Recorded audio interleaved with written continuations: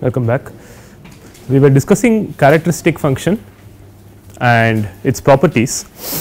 So, yesterday I was in a bit of a hurry to prove this result on uniform continuity, right. So, I will just recap what we said and finish the proof. Okay.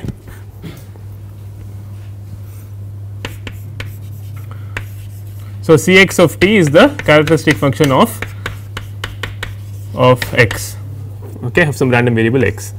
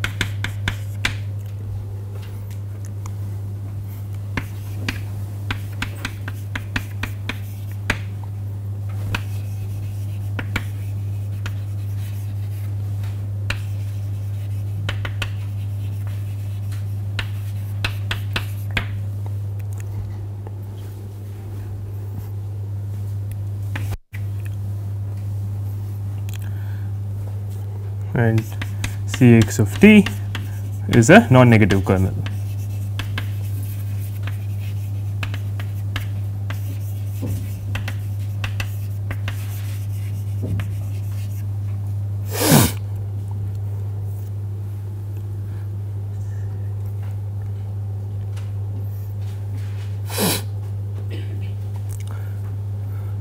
So, uniform continuity. So, these two I think I spelled out yesterday what these two really mean. So, uniform continuity. So, if you want to deal with right. So, uniform continuity means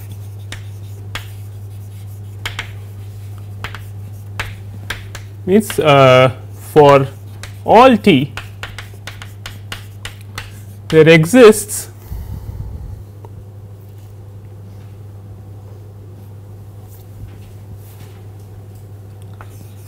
a function phi of h which goes to 0 as h goes to 0.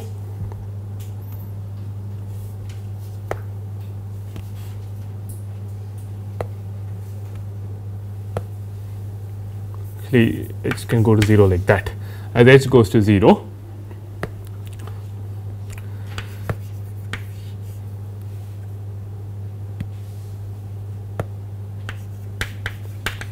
So, that absolute value of C x of t plus h minus C x of t, this difference is upper bounded by, so it is bounded by phi of h. Okay. That is what this uniform continuity means. It is a stronger notion of, it is stronger than continuity. Okay. Uniform continuity is stronger than continuity, but weaker than differentiability. Okay, somewhere in between.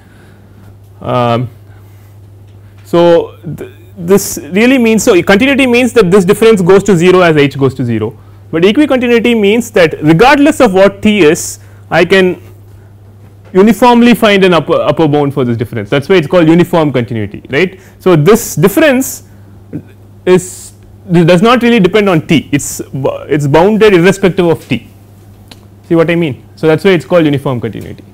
Okay. So, we were trying to prove this. So, we said that the difference, so we took this difference, right, absolute value of e to the I t plus h x minus e to the I t x, right, we took that and we said this is I think we said this is equal to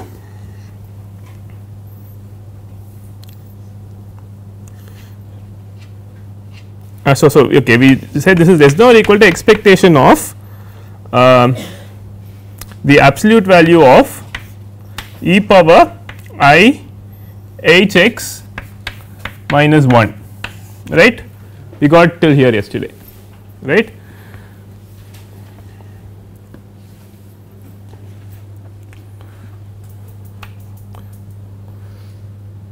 Okay, so this is this was just simplifying this left hand side. Now I am going to claim that this is in fact my phi of h, okay,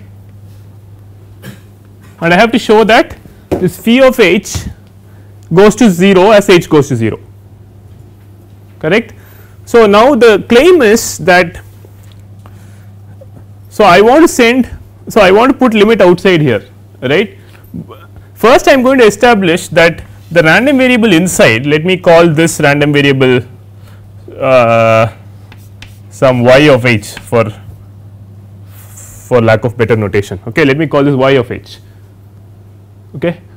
So this random variable, so y of h is a non-negative random variable clearly, right. So this y of h we said is, yeah, is just the absolute value of e power I h x minus 1. If you write this as cos h x plus I times sin h s h x, you get this is equal to square root of 1 minus cos h x squared plus sin squared h x, right. Just simplify this out, is it right. So I will have cos squared plus sin squared, which gives me 1, there is already a 1, that will give me 2. So that gives me square root of 2 minus 2 cos h x, okay. Okay, this is cos of h s, h x, not hyperbolic cosine, okay, cos of h x.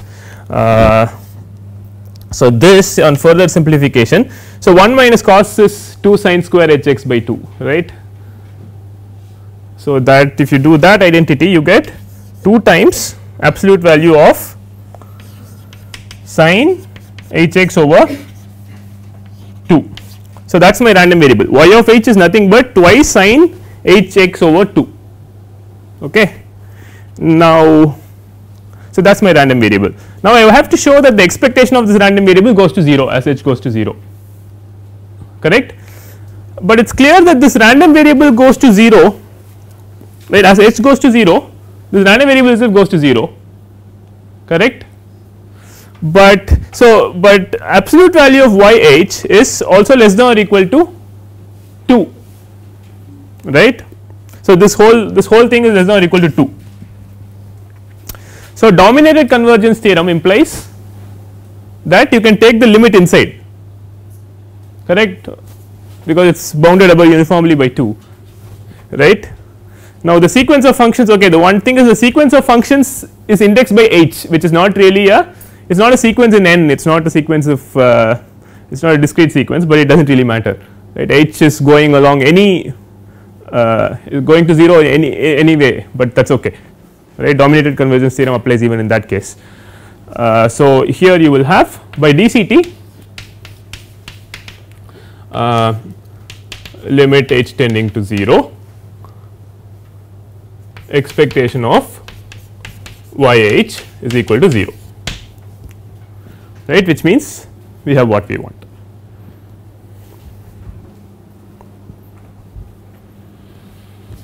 Okay, so that proves uniform continuity. So by dominated convergence theorem,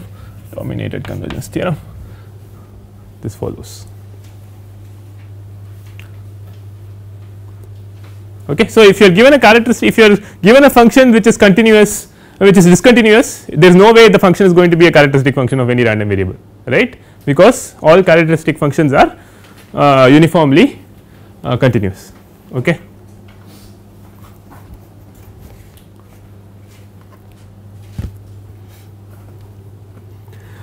C means, so property number C, Cx of t is a non-negative kernel, means that for, so this is what we have to show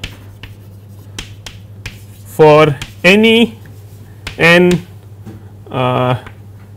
and T1 T2 dot dot dot Tn in R and Z1 Z2 dot dot dot Zn in complex, Z1 Z2 Zn complex,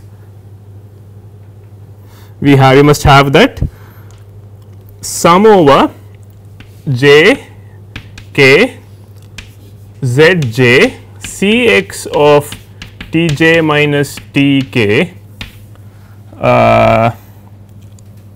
z k bar is greater than or equal to 0. Okay. So, all complex quadratic forms are non-negative, that is what it means to say that C x of t is a non-negative kernel. So, you fix whatever t j's you want, whatever z j's you want in complex numbers, and then you are writing down the matrix of.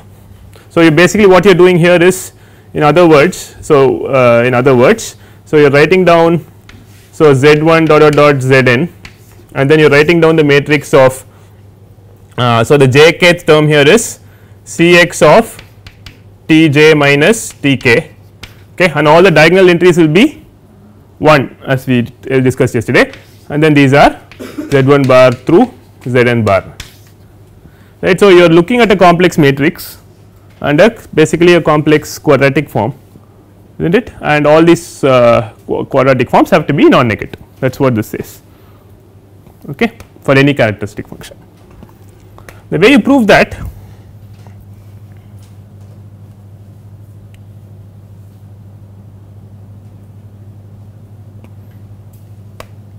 so this guy, so the LHS, so I am going to say this left hand side, all this stuff is equal to sum over j comma k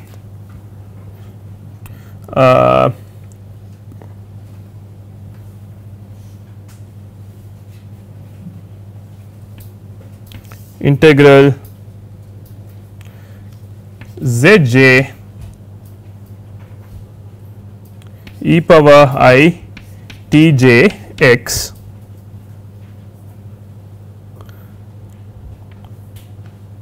times zk zk bar e power minus I tk x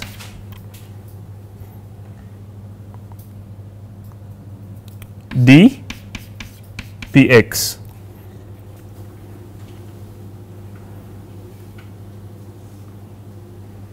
Right, you agree with that? So, what am I doing, right? So, I am just writing out. So, I am just writing out this as an integral, and so actually I have not even pulled it out. So, I have just written out this integral, this as an integral. This is integral of e power I tj minus tk x, which is what I have written down here, dpx, right. I have not assumed a density or anything, right. It is a very general characteristic function. And I have simply, so I have skipped one step, I guess, because I have taken the Tj with the Zj and Tk with the Zk bar. I think so far you will have no problem, right. So, now, okay, so now you have to realize that this is a squared term, okay. So, this is actually, if I write it down, you will realize that this is in fact a squared term. So, this is going to be expectation of absolute value of Zj, well, sum over j Zj, sum over j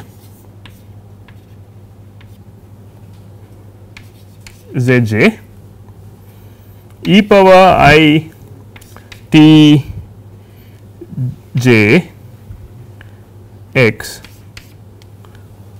absolute value squared.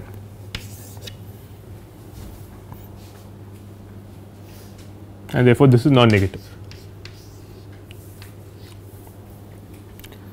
So, I am saying that, okay, so it is easier to see that this is equal to that rather than the other way around, right. So, if you take this expectation of, I have this complex expression here whose absolute value squared I am taking expectation of, okay. You know that for a complex number absolute value of z squared is equal to z bar, right. So, you apply that result. So, you multiply this guy with its complex conjugate and you multiply term by term, you will actually get this, okay. And there is of course some interchange of integral and summation that is needed, Okay.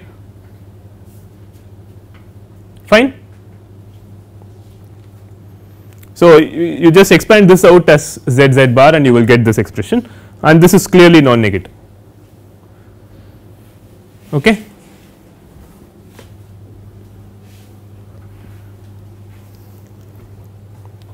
So, characteristic functions are non negative kernels, non negative definite kernels. Okay.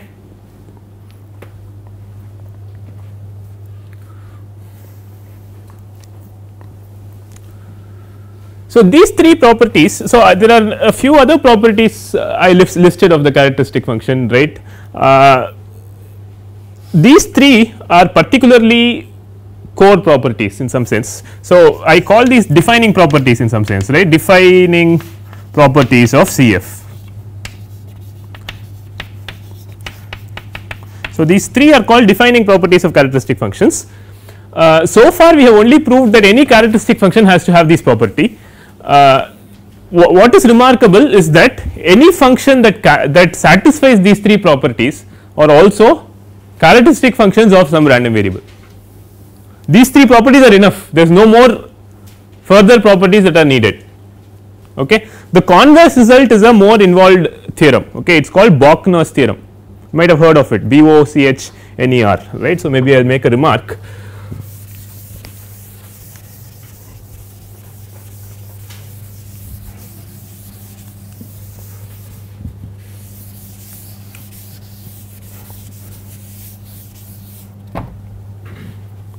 Remark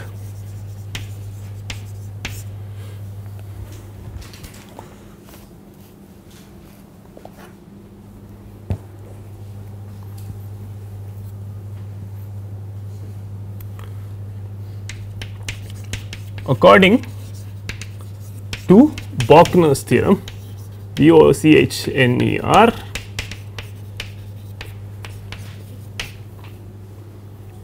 the three properties above are sufficient for a function to be the CF of a random variable.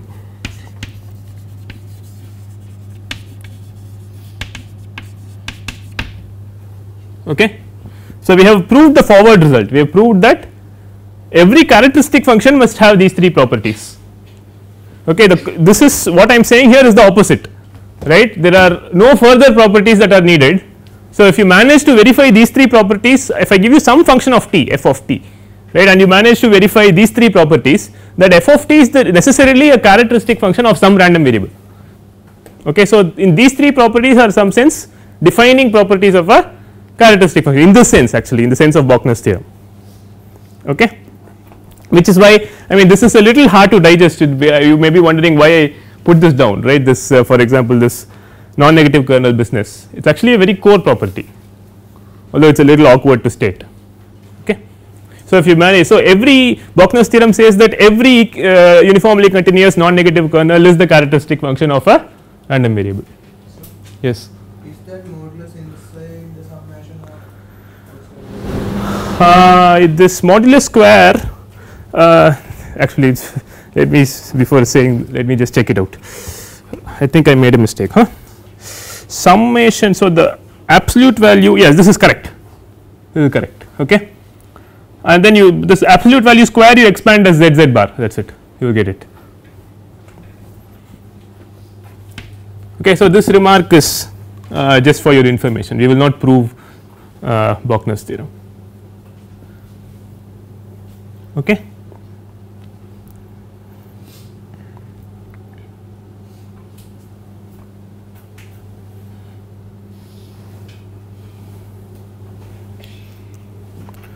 So, there is also the inversion theorem. I did not state in full generality, and I believe I made a small mistake. So, I will actually state the inversion theorem again. Okay. inversion theorem for characteristic functions. It basically says that if you know the characteristic function, you know the distribution of the random variable. Okay. The precise statement is as follows.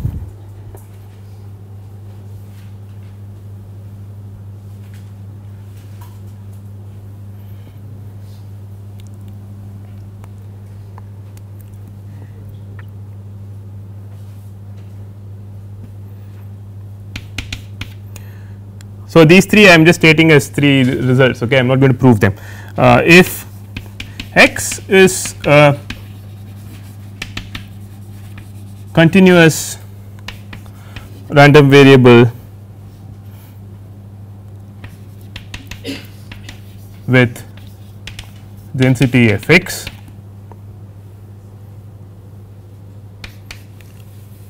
and Cf Cx, then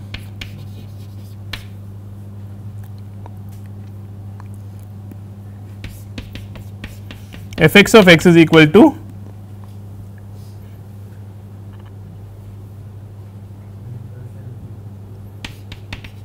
limit t tending to infinity 1 over 2 pi minus t to t Cx of t e power minus I t x dt at every point at which f x is differentiable.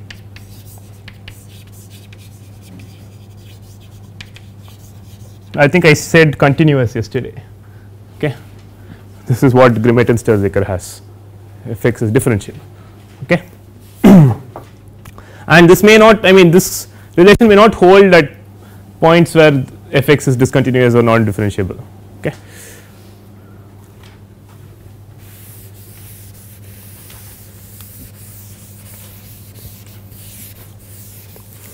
Also, by looking at a characteristic function, there is an easy way to identify whether it corresponds to a continuous random variable or not.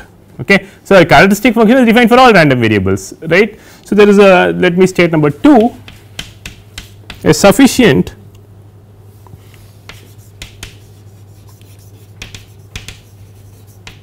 but not necessary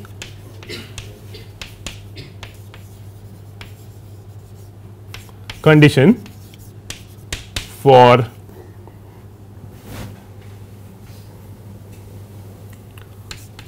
the characteristic function Cx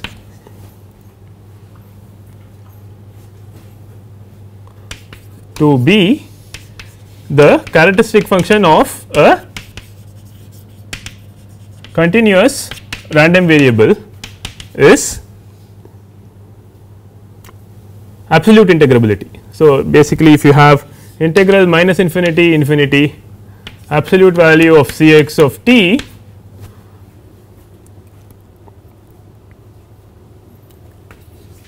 dt is then infinity. So, if your characteristic function is absolutely integrable, then it is necessarily true that the random variable is a continuous random variable, there will be a density. Okay, but the converse need not be true. It may be true that there is a density, but the characteristic function may not be integrable, absolutely integrable. Okay.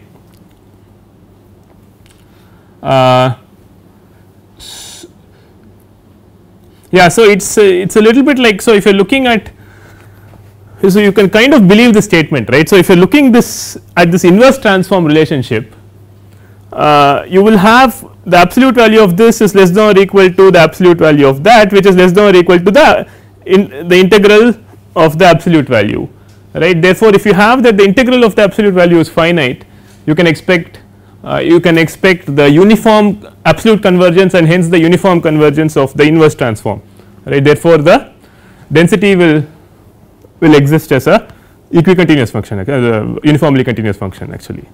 Okay. So, this is believable in light of this. Okay. I will not prove it again, but okay.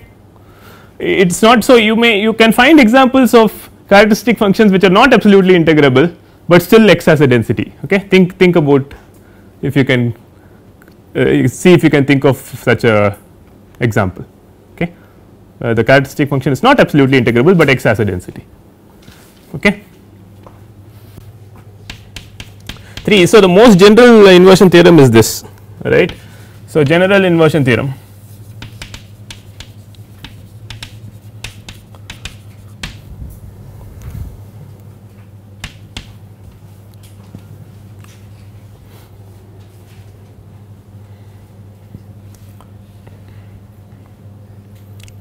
Let f x denote the CDF of x and C x its characteristic function. Define f hat from R to 0 1 as f hat of x equal to half f of x plus limit y going to x from below f of y, f x of y. Maybe I should call this f x hat. Okay.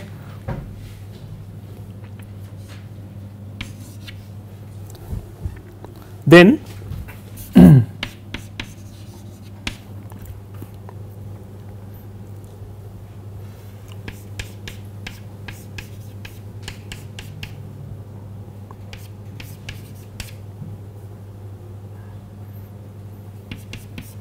equals limit t tending to infinity integral minus t to t 1 over 2 pi e power minus I a t minus e power minus I b t over I t C x of t dt. Okay. So, this is again this is a hard theorem to prove. Okay. This just says that you can f, what I mean is f hat. Okay. This is the f hat function. So, what this result says is that if you have any CDF, right, need not necessarily be a continuous random variable or any structure, no further structure is needed. If you are given its characteristic function, you can effectively obtain the CDF. Okay, that is what this is saying. Now, let me help you interpret this f x hat. Okay. This f x hat is a function that is almost looks like your CDF f x, except that at points of discontinuity it takes the middle value of the discontinuity. Okay. See, whenever you know that CDFs are not necessarily continuous, but they are right continuous, right. So, you are looking at f x plus the left limit of the CDF, which need not always be equal to the functional value, right. So, in some sense you are averaging the right limit and the left limit, which means you are looking at the midpoint of a discontinuity of your CDF, but of course, if f is continuous, these two will be equal and you will get back your f x, correct. So, this f x hat is equal to your CDF wherever the CDF is continuous. If f x is not continuous at some point, you will this f x hat will take the middle point as the value. Okay. See, this f x hat is not quite a CDF because it is not right continuous, right, it is only taking all these middle values. So, it is like a proxy CDF, but almost approximates your CDF. Now, what this is saying is that if you perform this inverse transformation, right, if you perform this inverse transformation, you do not quite recover your CDF, but you recover this CDF which converges, which except at points of discontinuity it converges to the middle point. Everywhere else you recover your CDF. So, for example, in particular if you put a, if you send a to minus infinity, right, you will recover your f hat, right, but from f hat going to f x is very easy, right. Why? So, you keep at the points of continuity they are equal, at points of discontinuity you will converge to the middle value, you will simply make it right continuous, then you will get back your CDF. Okay. So, performing this almost gives you the CDF, but you know the CDF has to be right continuous. So, wherever it converges to the middle point you take it up to the right continuity, the right limit point, right, and then you will recover your CDF, that is what this is saying. Okay. So, these theorems require a lot of harmonic analysis and complex variables machinery to prove. Okay. They are fairly non-trivial results. Okay. It is generally I just put it down to show that you can completely recover the CDF from the characteristic function.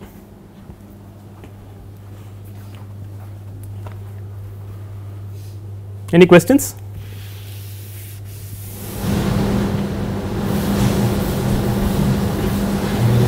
So in sequential system logic, converges to the middle value.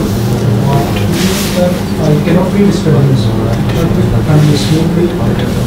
No, what I am saying is suppose you have a situation where the CDF, so the CDF may have some jump like that, right. So, the functional value of the CDF will always be here, because CDFs are necessarily right continuous, but if you blindly perform this inversion, this is like a Fourier transform inversion, right. If you perform that, the function you recover f hat will be fine at all points of continuity, but whenever there is a discontinuity, this is a feature of all these Fourier theorems, okay, you converge to the middle point.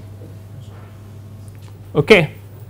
So, this is a standard feature that occurs in even in Fourier series you get a situation like this, right. So, if you write down the Fourier series of a square wave or something, you get convergence here, you get convergence here, but at jumps you get convergence to the middle point, right. I think you may know that. So, all these Fourier type results have this quirky property, right. You always converge to the middle point, but you know that the function is a CDF after all. So, you cannot be here, you have to be here, right. You just redefine it and you have recovered your CDF. Ultimately, it have to be continuous. Which one? Ultimately, it have to be. Which one? F hat need not be continuous. Right, F hat need not be continuous. Okay.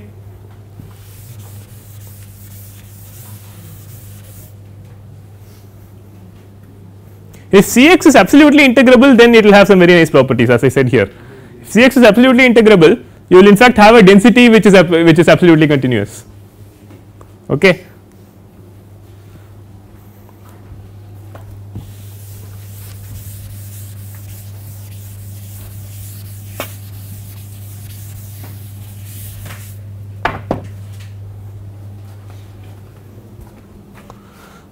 So, now I will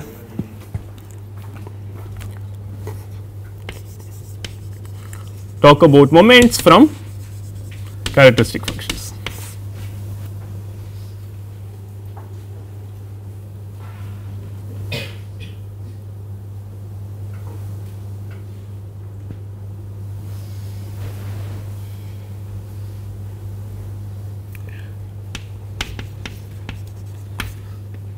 So, exactly like you can recover your moments from the moment generating function, you can also recover it from the characteristic function, okay, except with an added advantage that the characteristic function will always exist, the moment generating function need not always exist. Okay.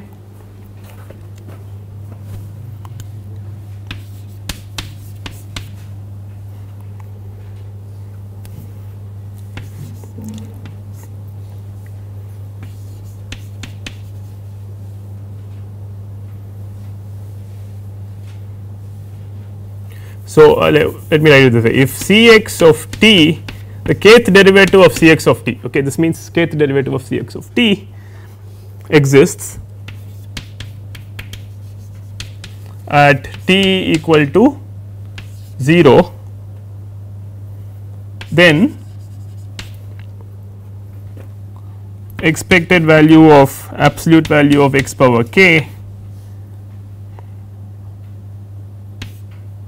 less than infinity for k even, and absolute expected value of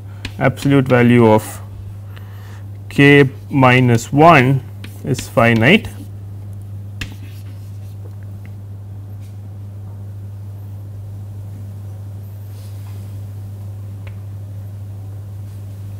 for k odd. B, if expectation of, if some kth moment exists,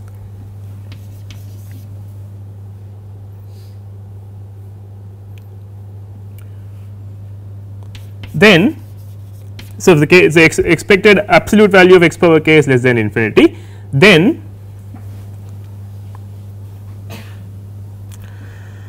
C x, the kth derivative of C x evaluated at 0 equals I power k times expected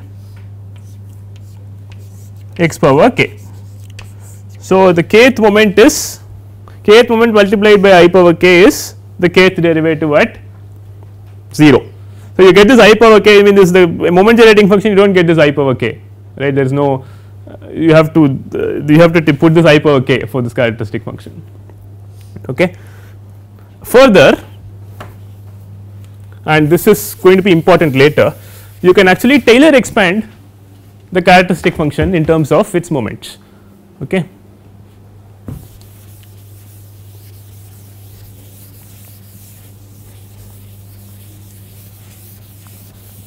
So, you will notice that I am not proving a great majority of results here, right, in all this, it is they are fairly involved.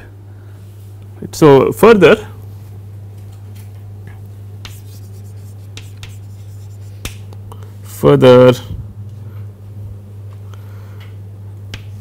C x of t admits this Taylor expansion j equals 0 to k,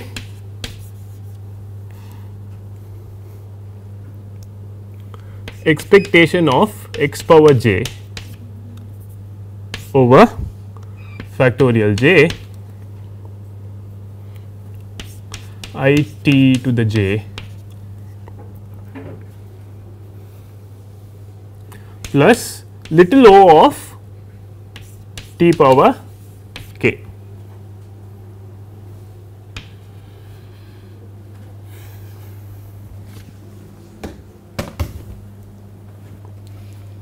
Okay. So, this is the moment generating property of the characteristic function.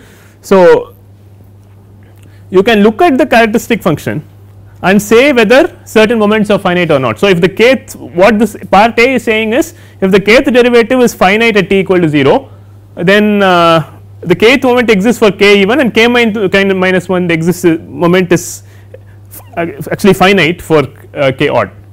Okay.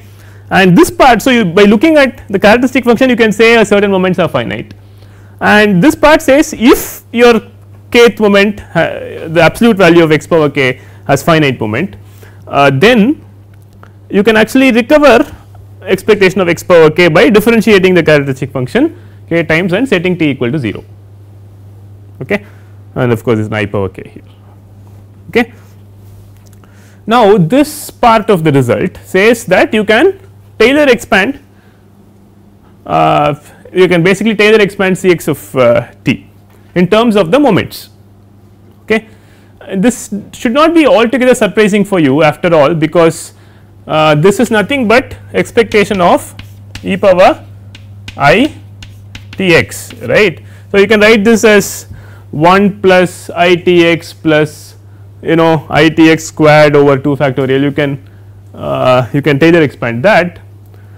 I mean the tricky bit is in bringing the expectation inside, right, and that you can do when this condition is satisfied. That is what this theorem is saying, right. Otherwise it is trivial, right, the trick is in bringing the expectation in.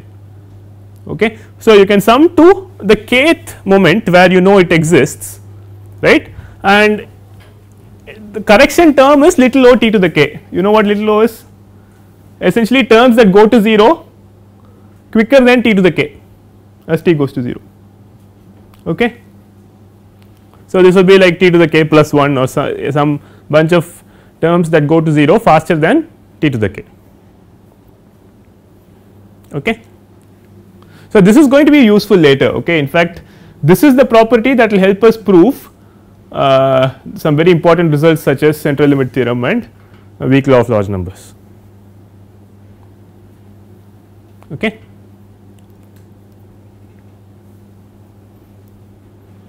Any questions?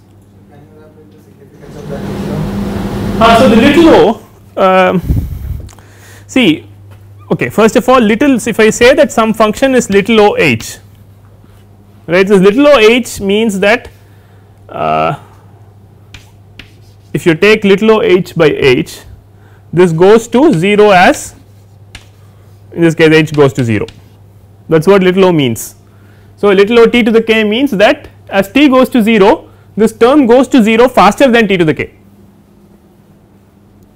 fine. So, if you are essentially it gives you an expansion of c x of t up to the t to the kth term, okay, plus there may be a little bit of a correction which goes to 0 faster than t to the k.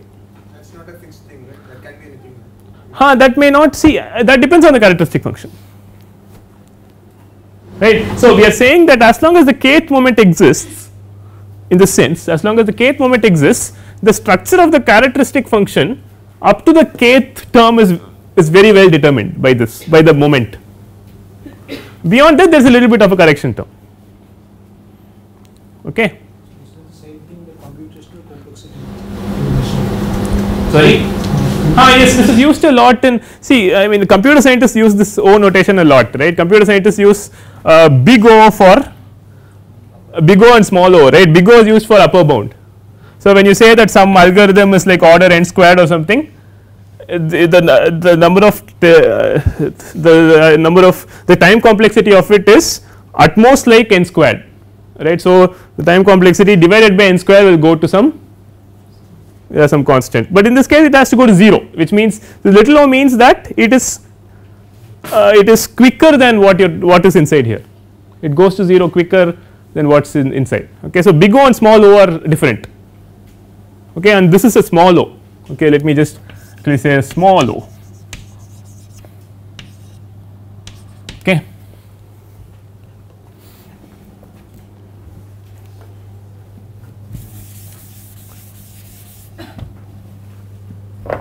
It is not big O, right, then that would be a very different statement, this is small o. Okay. Okay.